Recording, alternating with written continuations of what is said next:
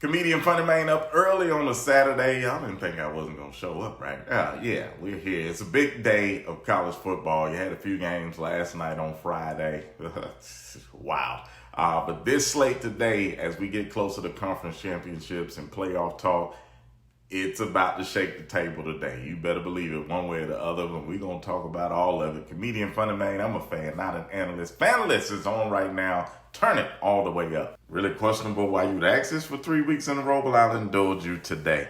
I think playing a tough schedule does prepare you for the long run of the playoff, but it could also hurt you losing a few and not getting into the playoff. So why not play a cupcake schedule, get into the playoff and win a natty? I think that Bama has a solid group of running backs, but until they can figure out what's going on within the trenches or with the scheme, it ain't going to matter who starts. We've seen a plethora of them get carried, so I don't know if we got to go all the way down the depth chart to the freshman AK Deer just yet, but something has to change or it's not going to matter. Tennessee Tech is undefeated, but they have not played an SEC or an SEC caliber team this year.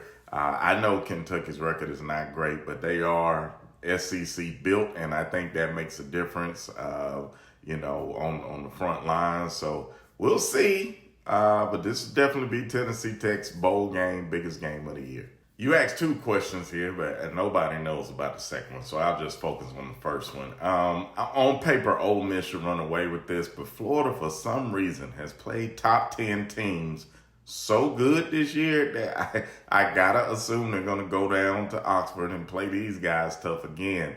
But I still think in the end, Ole Miss will probably run away with it. For me, it's gonna be Texas A&M, who's welcoming the South Carolina Gamecocks to town. South Carolina's on a 4, maybe 5 game losing streak. I can't even keep up anymore, but I know they got a good defense and defensive line who can give people fits.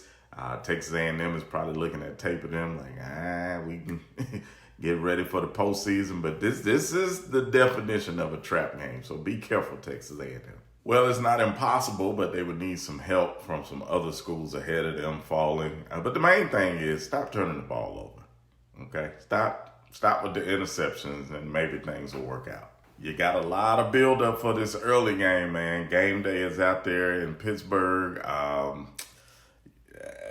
Pitt is probably going to bring it. They're going to have that crowd behind them. But like I've been saying for weeks, man, Notre Dame just looks locked in since those early losses. So I'm going to go with the Irish in this one. I looked up and down the schedule to see if my spidey senses were tingling. And for some reason, I keep going to Utah versus Baylor.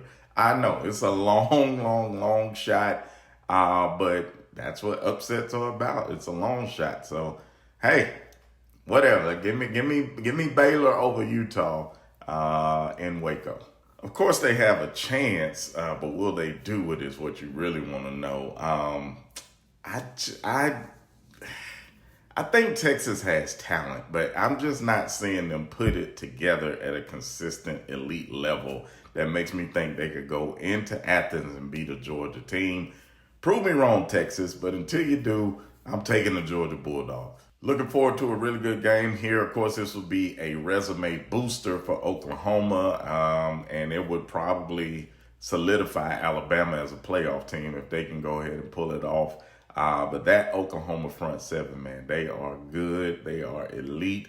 Alabama, we talked about the running game. Can they finally establish it today? I'm going to say, because Oklahoma has a great quarterback, Ty Simpson is a great quarterback, 2 good defenses.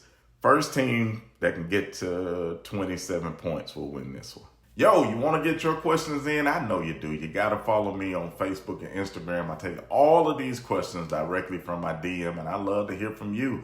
Maybe I'll answer your question next week. Only one way to find out. You got to follow and you got to ask. Comedian FunnyMaine, I am a fan, not an analyst. Fanalyst. Let's do it again next week.